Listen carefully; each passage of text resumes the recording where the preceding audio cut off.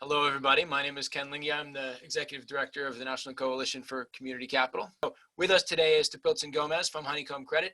And I'm excited to hear what he has to tell us about Honeycomb and community capital and how maybe other cities can learn from what they've done and entrepreneurial folks can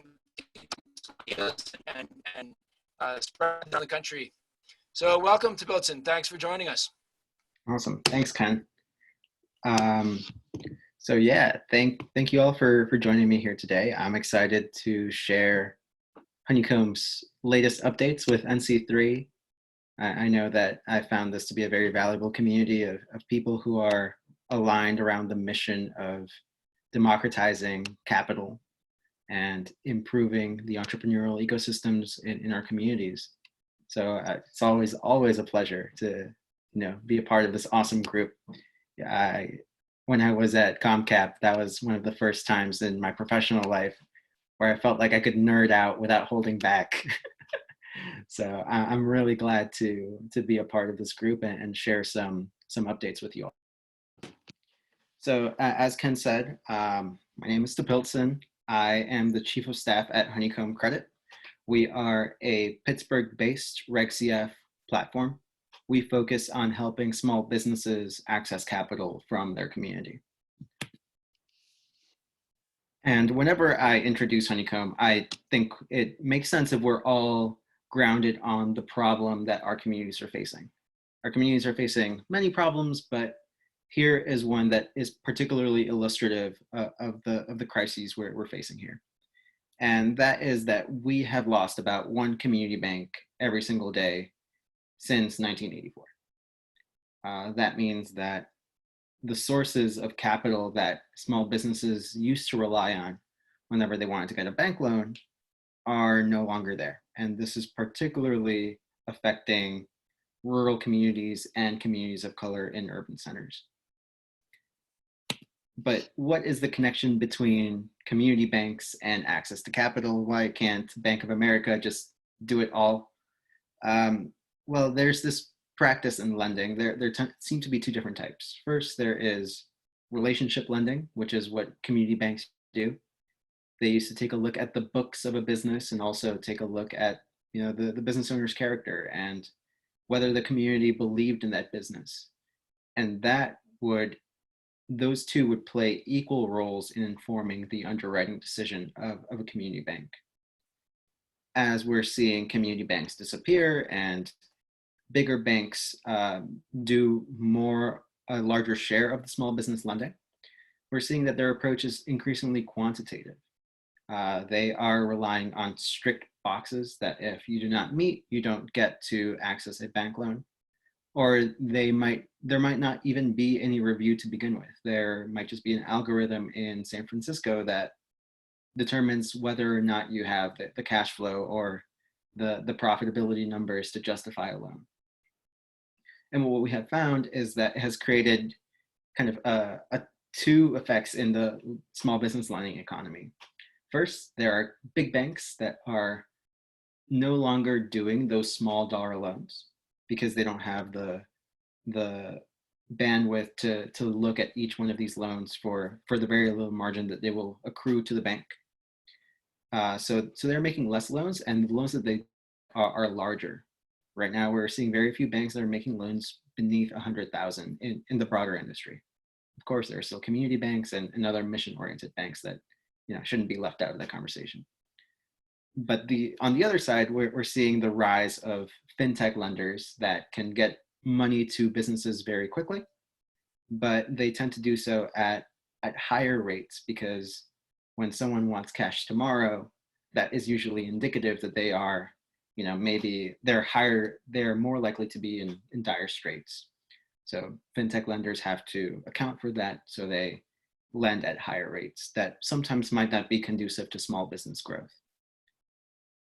And this was the system pre-COVID, where small businesses had a hard time accessing capital. If they did, credit cards or online lenders played a big role in it. But then we hit COVID. And we saw just how fragile small business finance is as many of the businesses that we love are now in danger of shutting down and badly in need of some sort of relief. So I wanted to introduce you to one of our users. His name is Justin. He's the man in the background, and he runs a cleaning company in Pittsburgh. They do dry cleaning for suits and dresses. And Justin was one of those businesses who, his family-owned business had been in the family for 90 years, and he ran a pretty tight ship. But, even if you run a tight ship, there are going to be events like pandemics that we can't predict, and they blow a huge hole into our cash flow predictions and into just the health of the business. So Justin only had one other employee, so he didn't want a support that would go only to payroll, such as the PPP, and he didn't have a formal banking relationship. So applying for something like the EIDL proved a little bit difficult. So as he was looking for other options, he stumbled upon Honeycomb, which is pretty well known in the Pittsburgh ecosystem already. And we were able to work with him by helping him access that capital from his community. So Justin ran a Honeycomb campaign, and he ran it seeking a maximum of $25,000. He raised that money within 2.5 weeks from 40 investors. And now he is able to purchase a new washing machine that lets him wash medical uniforms to the standards of the new COVID present. So he's able to serve frontline medical workers with his business as demand for cleaning solutions has risen in that industry. He has also been able to refinance some of his existing equipment leasing debt using this Honeycomb loan. So instead of paying off debt service to an equipment leasing company, now he is able to refinance that and repay his investors.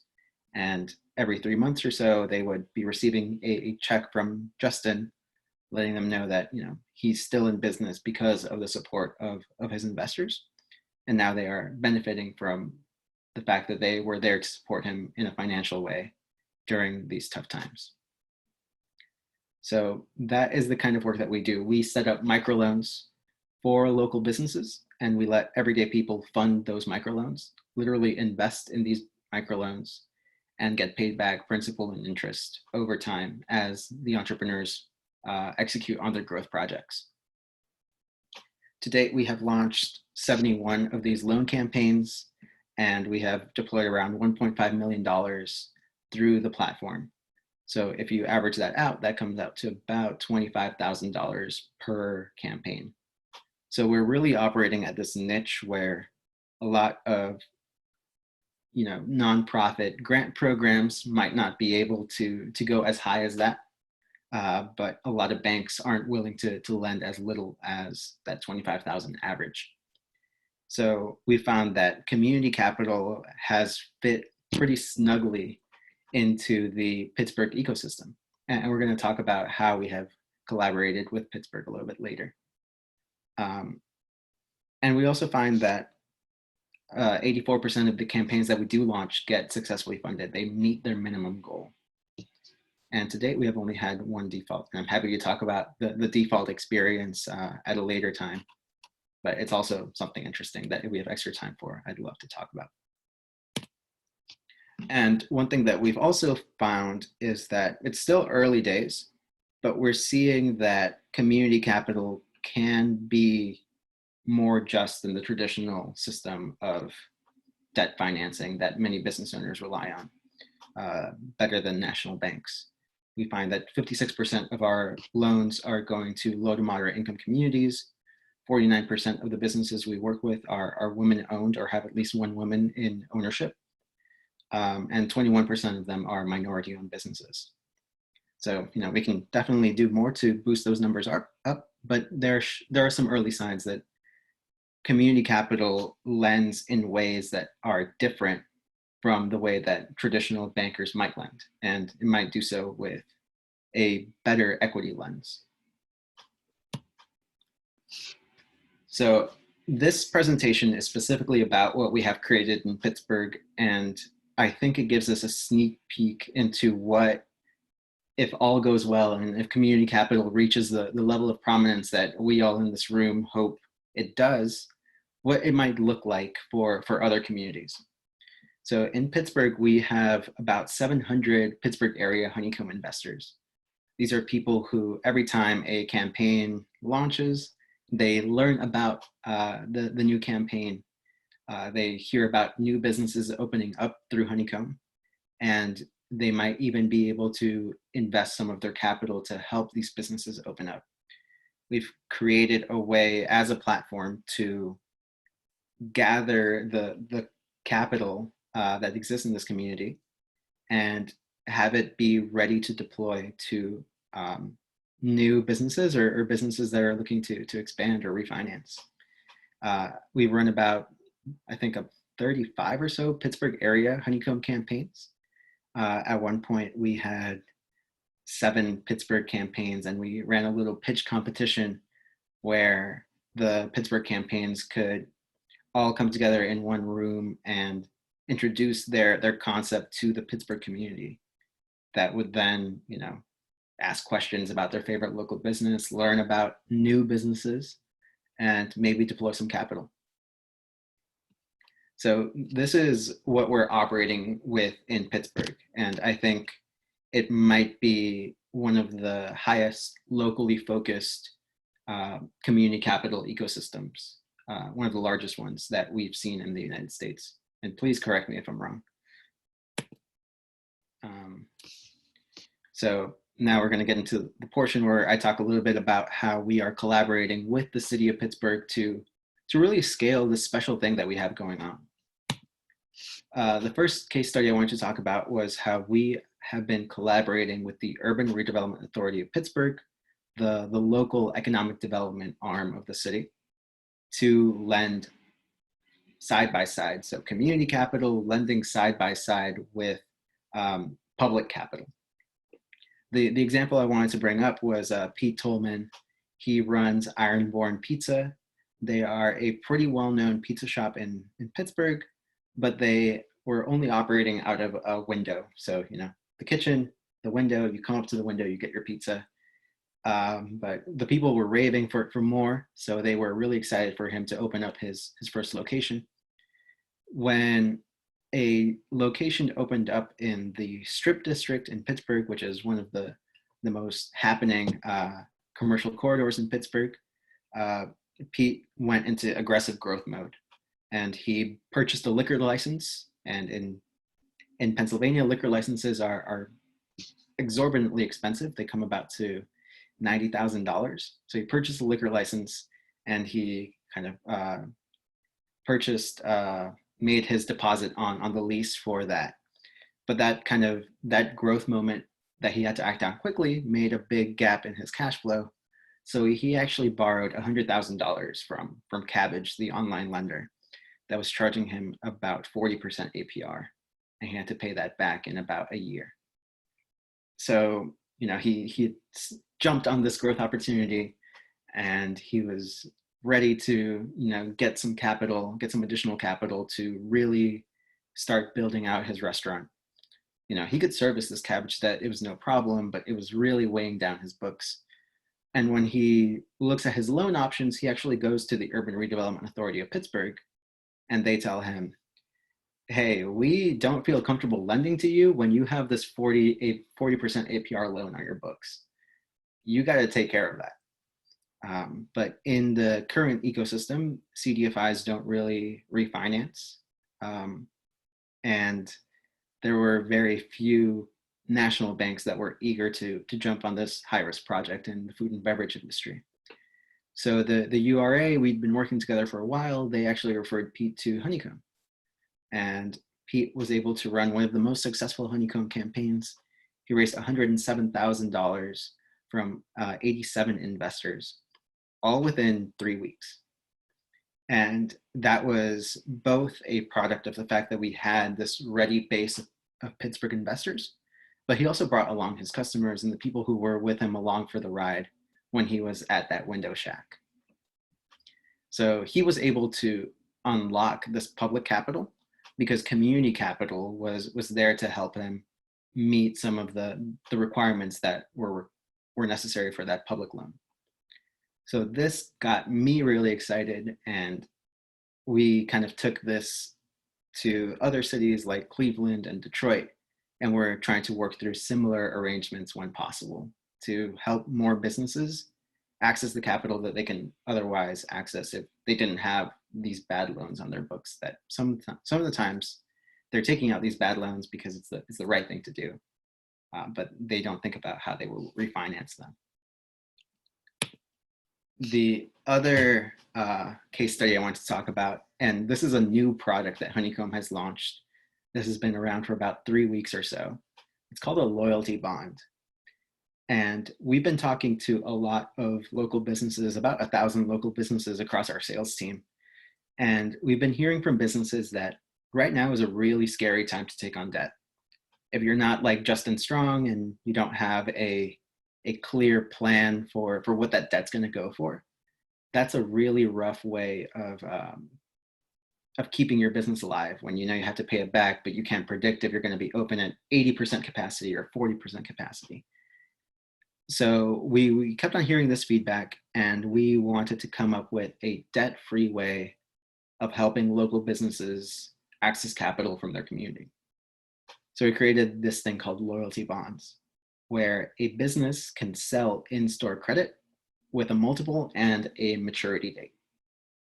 So I know that that's jargony, so I'm going to walk you through the example of Games Unlimited. It's a local game shop in Pittsburgh. Games Unlimited, you can purchase a loyalty bond from Games Unlimited. Let's say it's $100, and you would be getting $130 worth of in-store credit in the form of gift cards over the span of 2 years.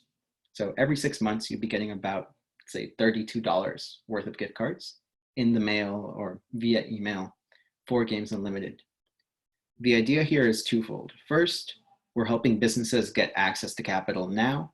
So, they can pre-sell this in-store credit, kind of like a gift card.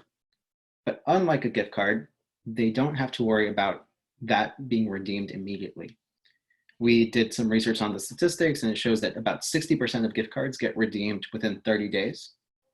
When you're a business with narrow margins and almost no cash reserves because of COVID, if you face a wave of redemptions, that might really put a strain on your cash flow. So we want to avoid that, and business owners were very clear that that's why they didn't launch a big gift card campaign, because they were afraid of that.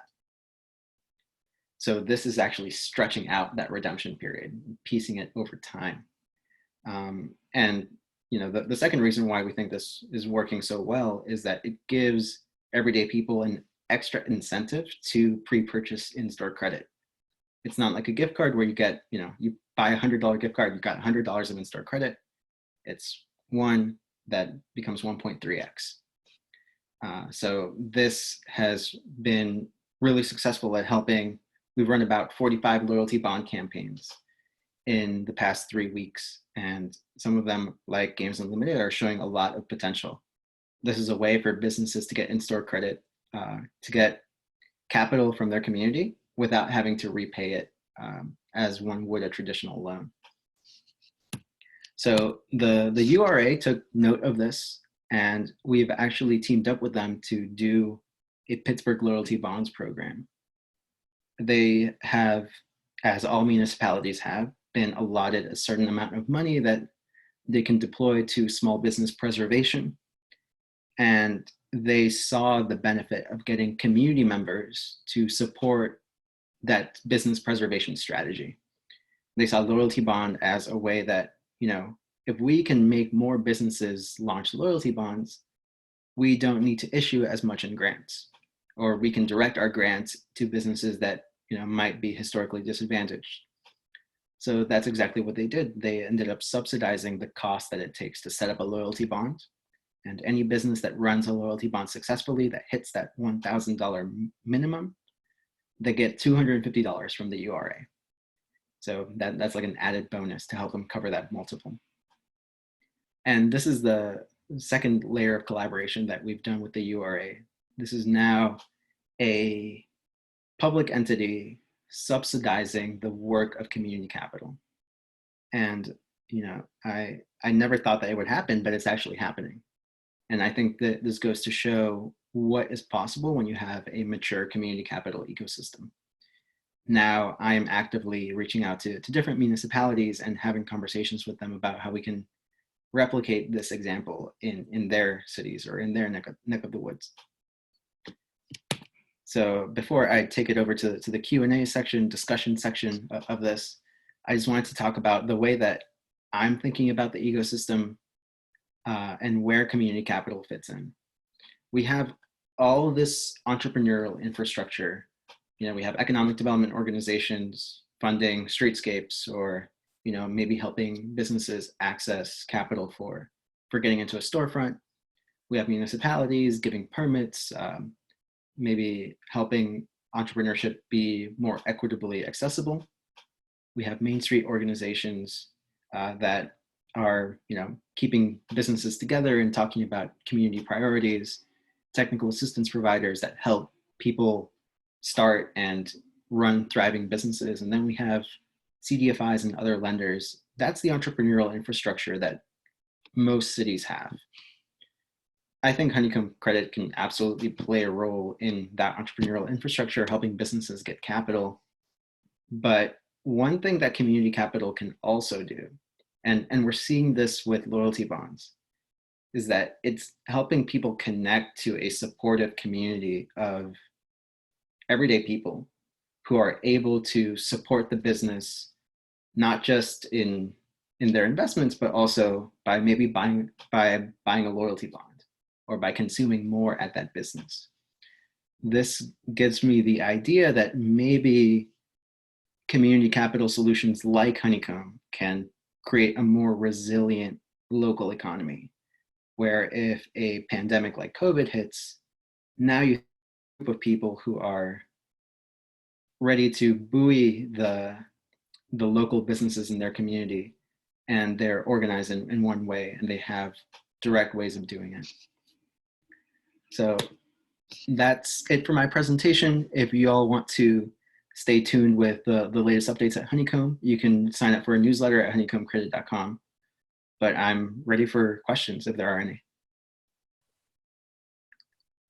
Cool. Thank you so much, Topiltzin. That's really, really wonderful to hear about all that's going on. I mean, especially the public-private partnership piece. I think that's so exciting, and it's like you said, it's maybe we are starting to enter an era, a phase where community capital is just that much more mature than it was a little while ago, and that much more able to really engage various stakeholder groups and partnerships in more significant ways, more meaningful ways. I know that I was talking earlier with Kathleen Minogue, who's on the call, about how she's seeing a trend, a greater interest from sort of mainstream finance in community capital, and it's also exciting. There is a program too I know of in Michigan that's run by the Michigan Economic Development Corporation. Mm-hmm. That's a matching grant program. You know that one? Yeah, Patronicity teaming up with the MEDC. Yeah, I love it.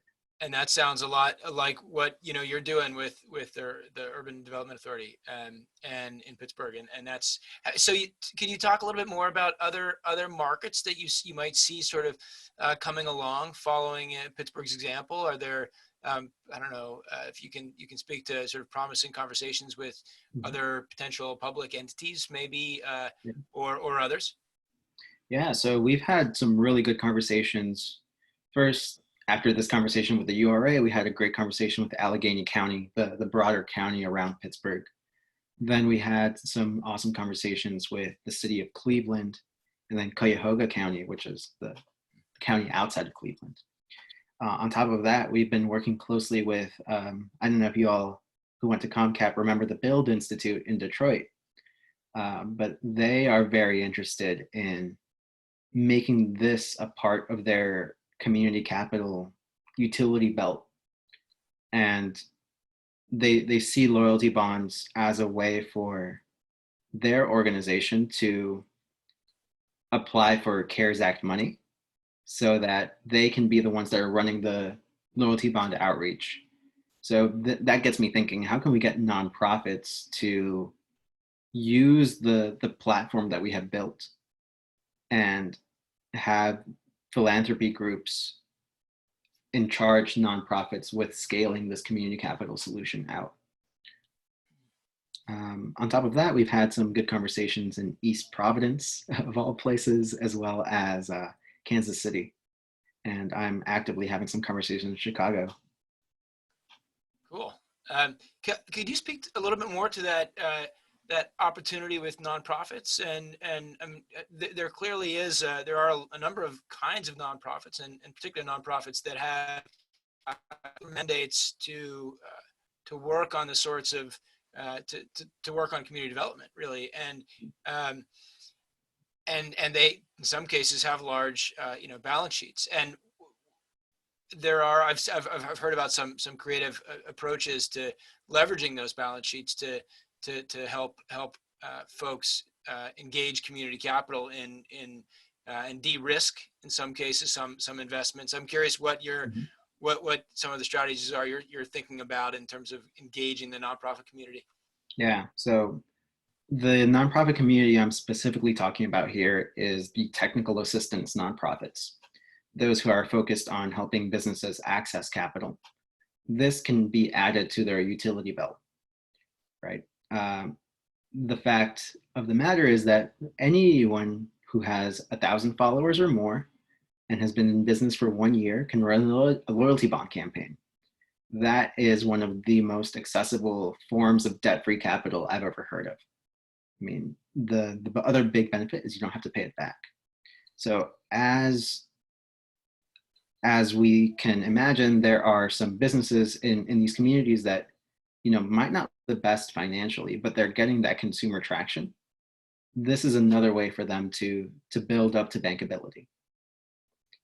And we also can imagine that it is in nonprofits' best interest to help more businesses grow. Does philanthropy have a role in pushing more businesses to community capital solutions? That's what we're trying to figure out with the Build Institute. And I think that the way the conversations are going, there is something there. Great. Yeah. I mean, I think the answer to your question is yes. There are that community capital presents nonprofits that are working on community development with a great tool that helps them reach beyond the solve the symptom approach that sort of all too often has been the MO for philanthropy, and get at the root of a lot of problems, which are lack of ownership and control in a lot of cases, and sustainability, right? Yeah, that's all really exciting. I'm curious, other questions out there? Yeah, I have a question, because the loyalty bond is a really interesting take, as you said, for someone who maybe their numbers don't look great on the books, but they have a loyal following. I know we have a whole bunch of food trucks here in Boise that have that situation. They have great followings, but they haven't been around for a long time. They don't have a big bricks and mortar footprint. Would you be able to talk about the fees to do a loyalty bond, both for the business owner, but then as you're talking about nonprofits, understanding what the economics would be if a nonprofit wanted to subsidize that? Right. So I'll talk about the loyalty bond for a business first, and then we'll talk about subsidies. So if there is no subsidy, it costs a business $100 to set up a loyalty bond campaign. Then if they successfully meet their goal, so if they raise above $1,000, Honeycomb is taking a 6% platform fee. That is the total cost for the business. So the business is getting 94% of what they raise. Now, when there is subsidies, for example, what we're working on with these municipalities, the cost of a loyalty bond is reduced to $50. As you know, in kind of being a good partner, Honeycomb reduces that cost. And then the municipality subsidizes $50 of the loyalty bond.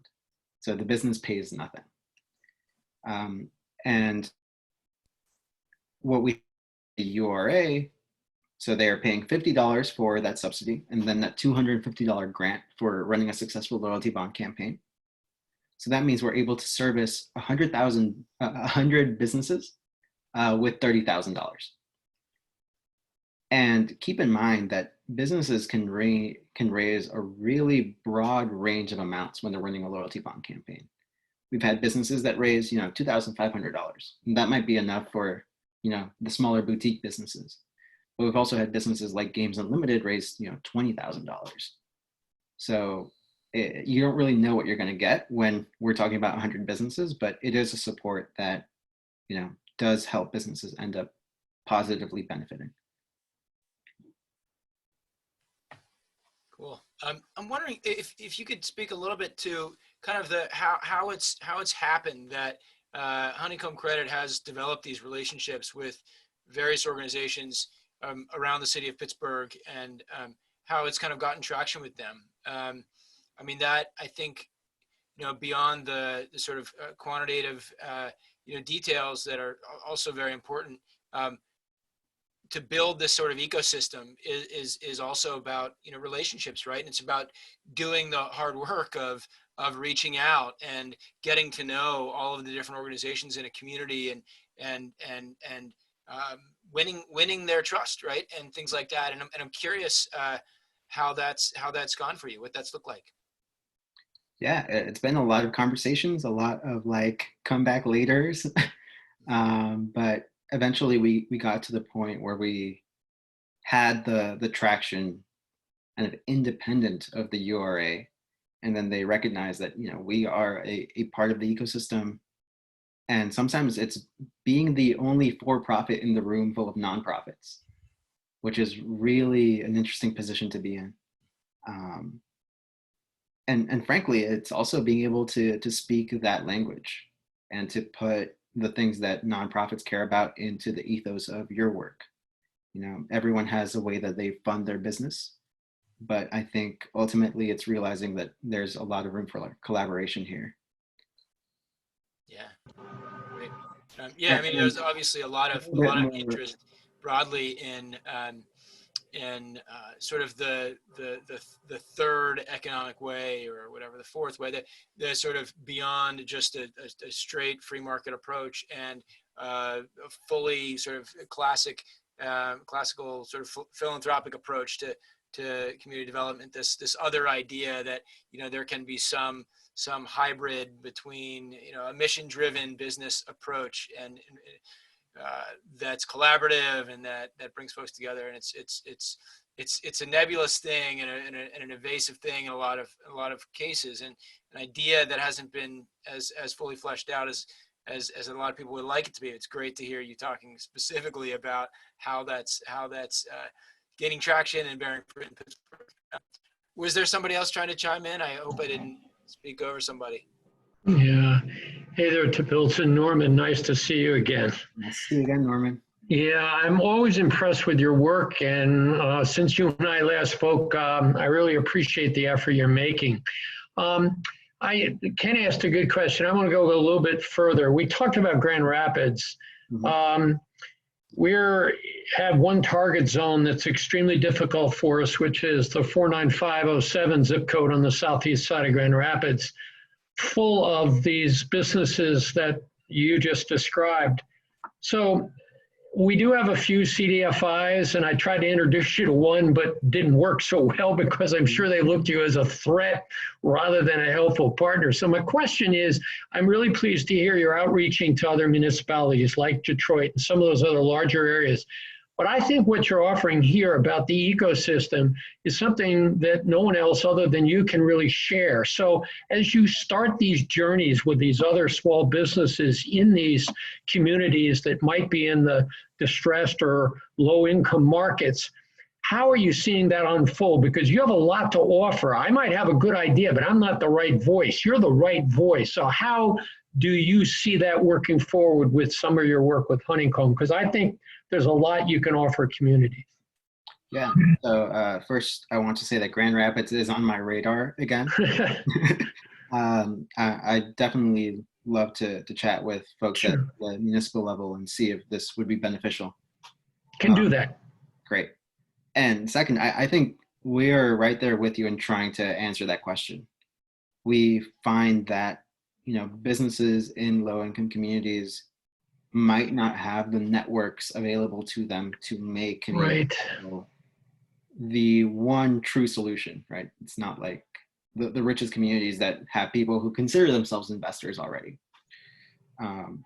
But we do think that, at least with the businesses we've worked with in Pittsburgh and beyond, we're seeing this interesting phenomenon where capital is crossing racial lines or crossing neighborhood lines. And we think there's a lot of power in that. Many of these businesses, that, especially the newer ones, a lot of the Honeycomb investor base didn't know about. But now they have new customers as a result. They have people going into a new neighborhood that they might not have heard of because of their investment. So if we can, right now we're taking a hard look in the mirror as to what community capital with racial and anti-racist bents looks like. So we're trying to figure that out ourselves, but we think that we have a community base that's also dedicated to that. And if we can get those people out of the woodwork to participate on the platform, we might be able to make a little bit more progress there. And of course, we need our nonprofit partners and maybe even philanthropy to come in and round out where inequalities might still exist. Thanks. I'm curious what that might look like. How philanthropy might help play a role there. Yeah, one thing that we are seeing is that first, philanthropy can play a role in subsidizing loyalty bond costs. It can also play a role in helping nonprofits execute a community capital strategy in partnership with Honeycomb. So we know that even a nonprofit spends a lot of time working on the things that are existential to them. If they want to run a community pilot project with Honeycomb, that requires hours and a lot of work. So can philanthropy be the conduit that sets the community capital expansion and makes it work? Lastly, we think there's a lot of room for co-investment. Right now, a lot of philanthropies, their endowment is in Wall Street or managed by big banks, even though there are other options out there. Granted, Honeycomb is not at the scale where we can, handle all of Kresge's endowment, but it'd be really interesting to see if local philanthropies could put some of their investments into local businesses through Honeycomb. Yeah, I wonder, mechanically, I suppose that could operate in a bunch of different ways, right? Directly and in parallel and through Honeycomb investments. I wonder possibly too in some cases in sort of in partnership, sort of as a matching kind of thing, and obviously the more institutional money and money from folks with a higher risk tolerance in the capital stack, the more we're able to de-risk or reduce the risk to other investors, right? And that's something I think about a lot with risk in investment.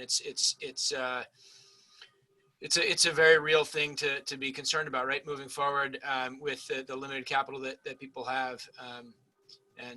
While I'm thinking about it, I do hope folks are always thinking when they think about local investment that that even when it comes to losing a little bit of money on an investment, when it's lost in the community, in some ways, yeah, it's lost, but in other ways, maybe it's not really lost, right? If it's supporting your neighbor, helping feed your neighbor while in the process, but maybe that's getting a little off topic. Are there other questions out there? Yeah, I am curious. What I've heard so far has been really awesome. Thank you. I'm curious specifically about the origins of Honeycomb and how you went about creating those strategic alliances with the funders specifically, or the individuals that are currently investing in those small businesses. When you're first starting off, like day one, how did you begin to grow an investment base that was strong enough to essentially bring you where you are today? Yeah. So this is going to be a second-hand account since I am not the founder of Honeycomb. No problem. So I joined Honeycomb, I think, when it was 5 months old, 5 months since we had made our first offering. But I know that we made it a really big point to have reputable businesses be our flagship businesses when we launched. We wanted people to see this as a serious asset class. And we also wanted businesses that had a broad network that they could reach out to. So the way that we refer to them internally is the star businesses of a community. And that's very similar to the approach that we take now when we're looking at new geographies. You know, we love working with a bunch of businesses that may not be stars, but nothing sets off a geography faster than working with a star business. So that helps us build that investor base and introduce people to the concept of community investing. Thank you. All right. May I ask something else? Of course. I'm curious, since your beginning and to right now, have you seen an increase in unaccredited investors at all? So we take a look at the net worth and the income of all of our investors. We need to do that by SEC regulation. And I believe that we are at around like 95% unaccredited. So these are like everyday people making everyday incomes investing.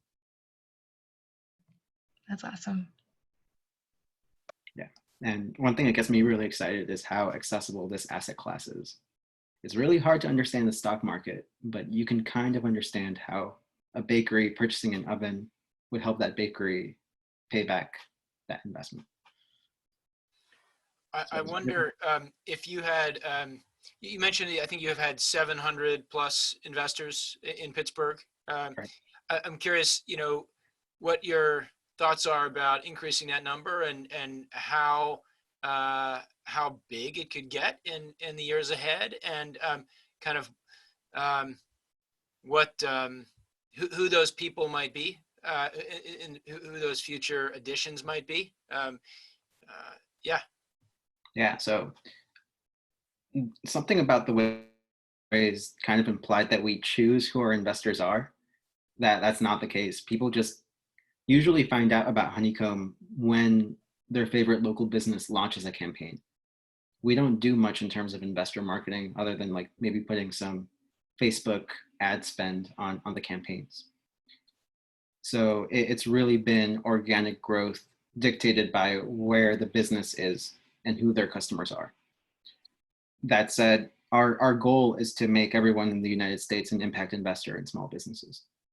So that means that we want the investor base to be reflective of the US population. So, I mean, one thing that, and you can see the mission statement right here, we want to build financially empowered communities. So the other side of the market, having people get accessible wealth building opportunities. And, you know, even if you don't have a lot of money, you can still find ways to build wealth that make sense with your values in your portfolio. We think that's really important too. So we've actually been doing a lot of community outreach. This is pre-COVID, to communities that traditionally don't have a lot of investors in them, so that we can get more people to invest. Great. Running short on time here, but I want to give everyone a chance to chime in with questions or thoughts, comments. Mr. Topiltzin, go ahead. No, go ahead, Norman. That's right. I was just wondering about, the fees for a debt offering, because your offerings are on the smaller side. How is Honeycomb working to reduce the fees so that those issuers get more of what they raise? Mm-hmm. So the fees on debt offerings are as follows. First, there is a $250 fee to get set up.